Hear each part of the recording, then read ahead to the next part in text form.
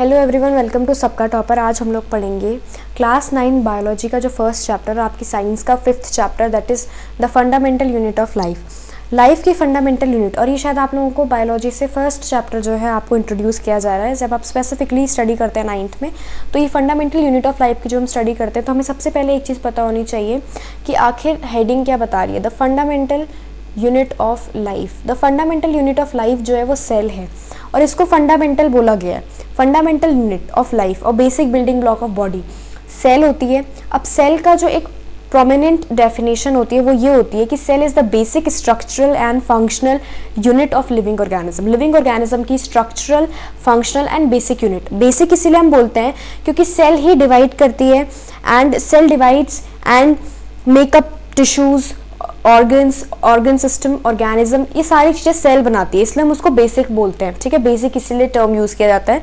Structural हम इसलिए कहते हैं क्योंकि cell give structure to the organism. जो भी ऑर्गेनिज्म होते हैं उनको स्ट्रक्चर कौन देता है? सेल देता है। अब बेसिकली सेल के जो है शेप और साइज वेरी करता है अकॉर्डिंग टू देयर वर्क।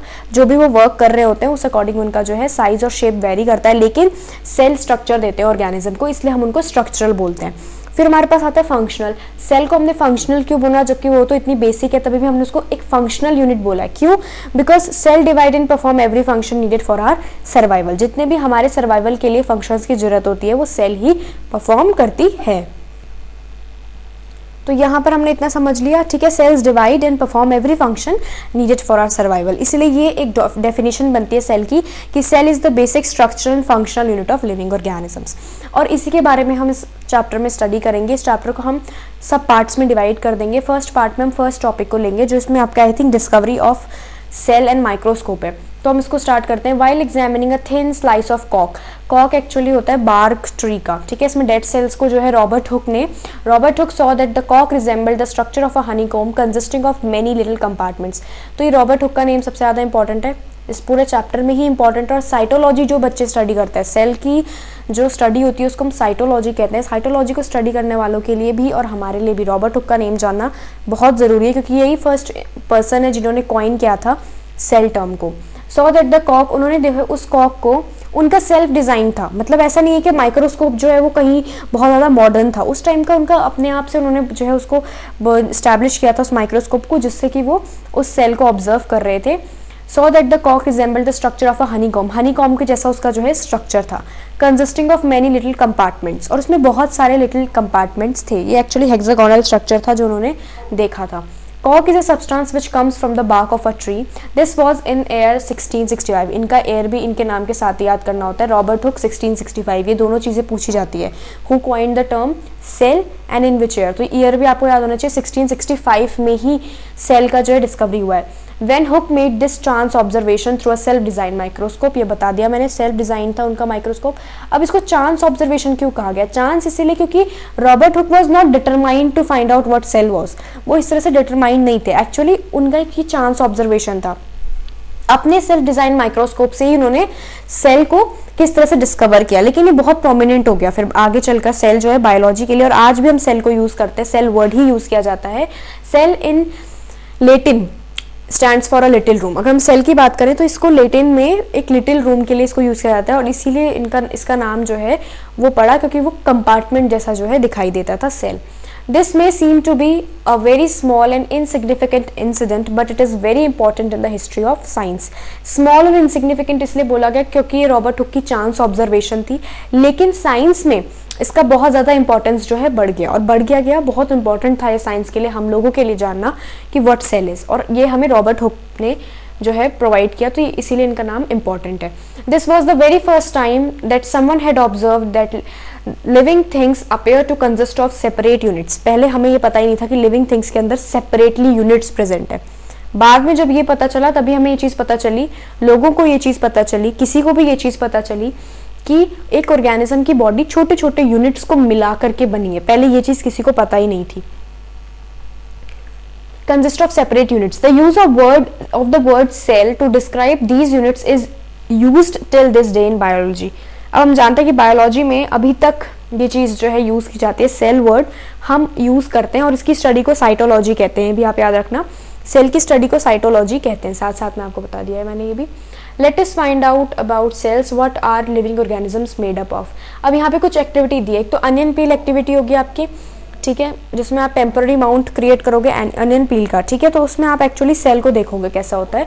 ये देखो इस तरह से आपको पिक्चर दिखेगी। मैं इतना एक्टिविटी को डिटेल में नहीं जाऊंगी क्योंकि ये एक्टिविटी जो है ना अनियन पील वाली, ये तुम्हारी प्रैक्टिकल्स में है, तो ये तुम्हें दिखाई जाएगी लैब में। तो ये यहाँ देखो इस तरह का एक कंपाउंड माइक्रोस्कोप है, कंपाउंड माइक्रोस्कोप बताया गया इस तरह का होता है इसका स्ट्रक्चर। जब हम कंपाउंड माइक्रोस्कोप की बात करते हैं तो वो कुछ ऐसा होता है देखने में, और ये माइक्रोस्कोप हम सब ने लैब में देखा होता है, ठीक है। इसी माइक्रोस्कोप में आपको जो है दिखाया जाएगा और इसमें आप कुछ ऐसा स्ट्रक्चर देखोगे। देखो ये structure, what do we observe as we look through the lens, can we draw the structures that we are able to see through the microscope on an observation sheet, does it look like figure 5.2, yes, ऐसा same to same दिखता है वो, ठीक है। Colour शायद change होता है, blue नहीं होता। Cells of an onion peel, ये अनियन पील के आपको सेल दिखाए गए हैं और आपको सेल ड्रॉ करना आना चाहिए डायग्राम में। मोस्ट प्रोमिनेंट डायग्राम है बायोलॉजी से, आपको सेल यूकैरियोटिक और प्रोकैरियोटिक दोनों ही ड्रॉ करना आना चाहिए। अभी ये सेल जो है हम आगे डिस्कस करेंगे, आपको डायग्राम भी शायद गिवन होगा बुक में। We can try preparing temporary mounts of peels of onions of different size, अलग अलग साइज के कर सकते हैं। What do we observe? Do we see similar structures or different structures? We will see similar structures. ये बात तो important है कि चाहे सेल्स आप बड़े, कोई बड़ा अनियन लो चाहे छोटा अनियन, सेल का साइज ना एक रेंज में ही रहता है। अगर हम एलिफेंट को देखें या चींटी को देखें तो ऐसा नहीं है कि एलिफेंट के अंदर बड़े बड़े साइज के सेल्स हैं और चींटी के अंदर छोटे छोटे साइज के सेल्स हैं, ऐसा नहीं होता। एक्चुअली होता क्या है कि एलिफेंट के अंदर नंबर ज्यादा है सेल्स का और चींटी के अंदर सेल्स का नंबर कम है, बस ये डिफरेंस है। सेल का साइज एक रेंज में होता है, ठीक है। What are these structures? These structures look similar to each other. ये सारे स्ट्रक्चर्स हमने देखे ना, ये देखो एक एक सेल जो है ना वो आपस में सिमिलर है। These structures look similar to each other, together they form a big structure like an onion bulb. या सारे स्ट्रक्चर्स इतने छोटे छोटे होते हैं, माइन्यूट होते हैं और ये सब मिल करके पूरा अनियन बना देते हैं। We find from this activity that onion bulbs of different sizes have similar small structures visible under a microscope. जब माइक्रोस्कोप के अंदर अनियन को देखा गया तो क्या हुआ, सारे स्ट्रक्चर्स आपस में सिमिलर और स्मॉल भी थे।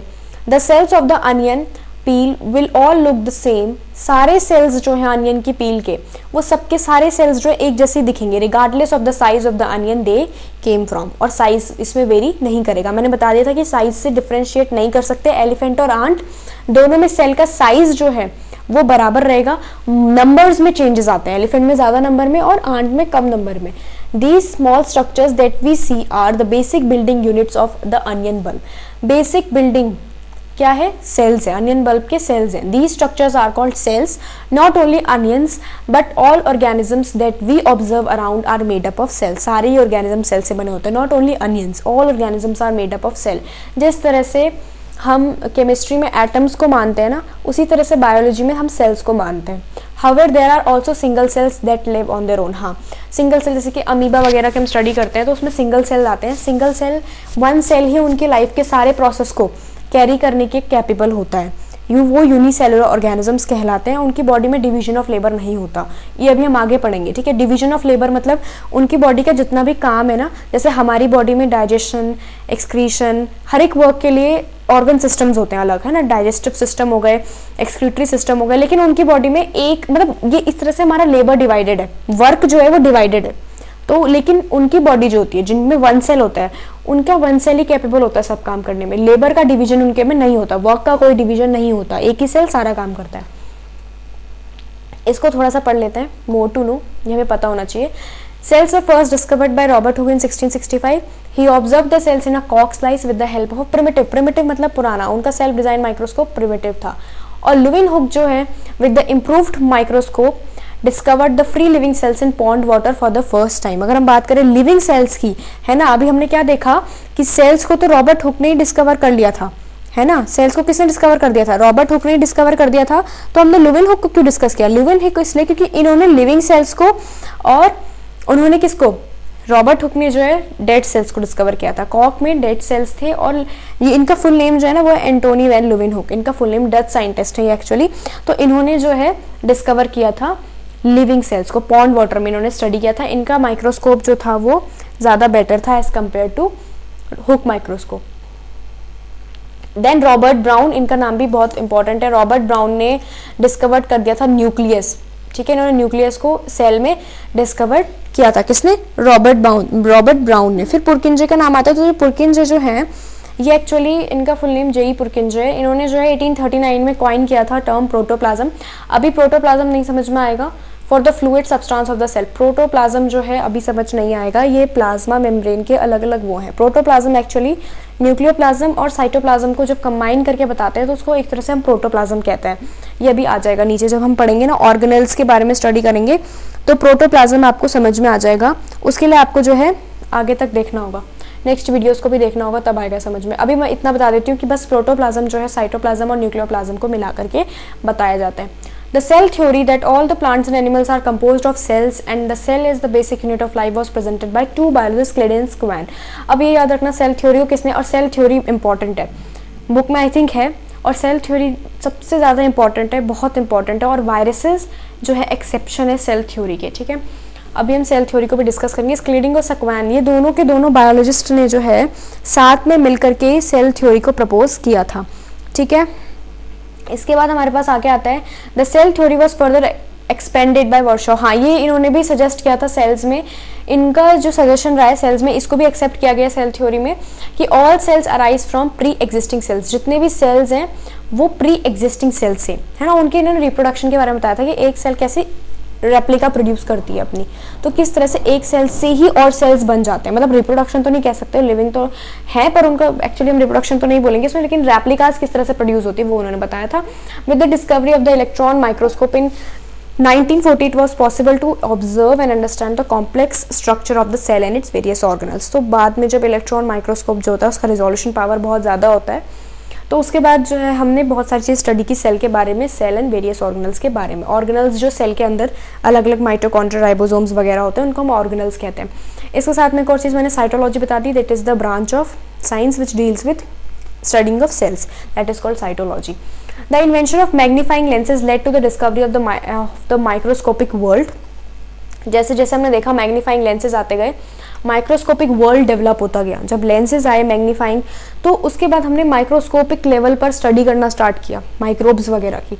It is now known that a single cell may constitute a whole organism. जो मैं बता रही थी, इसको यूनिसेलुलर बोलते हैं, एक सेल का पूरा ऑर्गेनिज्म। जैसे कि अमीबा, आपको फर्स्ट नेम दिया हुआ है, ये अमीबा है, ये हो गया आपका अमीबा, ठीक है। और ऊपर है क्लैमिडोमोनास, ठीक है, पैरामीशियम एंड बैक्टीरिया। बैक्टीरिया भी इसी में आता है। ये सब के सब यूनिसेलुलर है। यूनिसेलुलर मतलब they have only one cell, no division of labour is present. इन दोनों में डिफरेंस करना आना चाहिए, यूनिसेलुलर और मल्टी सेलुलर में, है ना। पहला डिफरेंस तो ये हो जाएगा कि they have only one cell, single cell है, सारी लाइफ प्रोसेस उस सिंगल सेल से ही कैरी होती है।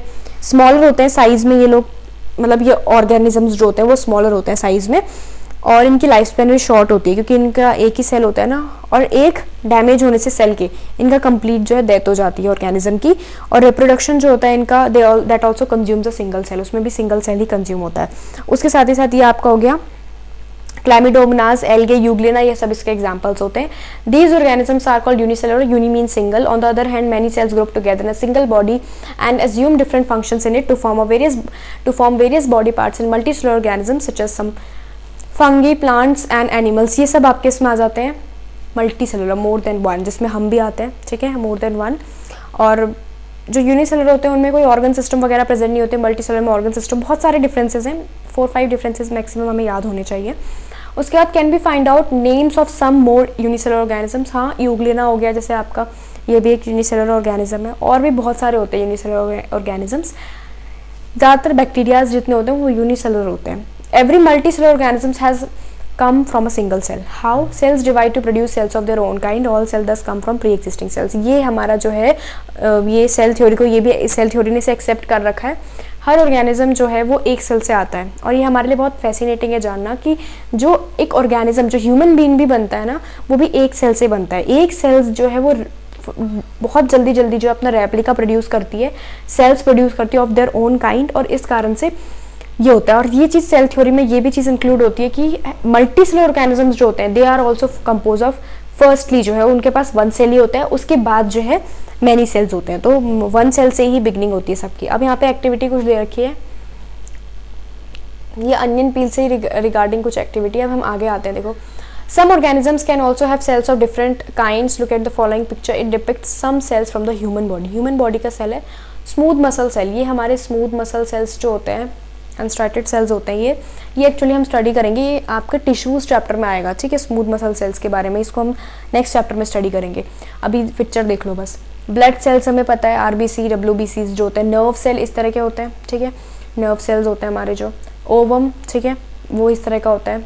बोन सेल हो गया, स्पर्म हो गया, फैट सेल, ये अलग अलग सेल्स हमारी बॉडी में. और देखो उनकी शेप और साइज कितना ज़्यादा वेरी कर रहे हैं. लग भी नहीं रहे कि सारे सेल्स हैं, अलग अलग तरीके के लग रहे हैं देखने में, लेकिन ये सब सेल हैं. और ये क्यों इस तरह से होता है? अकॉर्डिंग टू देयर वर्क ये अपने शेप और साइज को, उस शेप को और साइज को डिफ्रेंशिएट करते हैं. ब्लड सेल्स में WBCs के चेंजिंग शेप होते हैं क्योंकि उनको फाइट करना होता है. ओवम का शेप सर्कुलर क्यों होता है? बेसिकली स्टोरेज, उसमें क्योंकि फूड स्टोर होता है, इसीलिए इस तरह से होता है कि जो हमारा मतलब फूड स्टोर, मतलब जो ओवम को एनर्जी चाहिए होती है, ओवा जो होता है उसके लिए फूड स्टोर होता है, ठीक है. तो इसीलिए कहीं सोच रहे तुम हमारे लिए फूड स्टोर होता है, ठीक है, तो वो उसके लिए फूड स्टोर करता है, इसीलिए उसका शेप ऐसा होता है. नर्व सेल्स ऐसे इसलिए होते हैं क्योंकि वो हमारी पूरी बॉडी में उनको जाना होता है, इसलिए वो इस तरह से इलोंगेटेड होते हैं. फैट सेल इस तरह के होते हैं. स्पर्म सेल्स ऐसे इसलिए होते हैं क्योंकि वो मोटाइल होते हैं, ठीक है, वो मूव कर सकते हैं इसीलिए. The shape and size of cells are related to the specific function they perform. According to perform means उनका सबका जो शेप और साइज है वो डिफर करता है. Some cells like amoeba have changing shapes.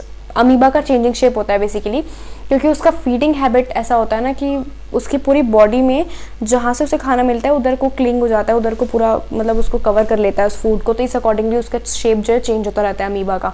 और अमीबा की ड्राइंग बनानी भी बहुत आसान होती है इस कारण से.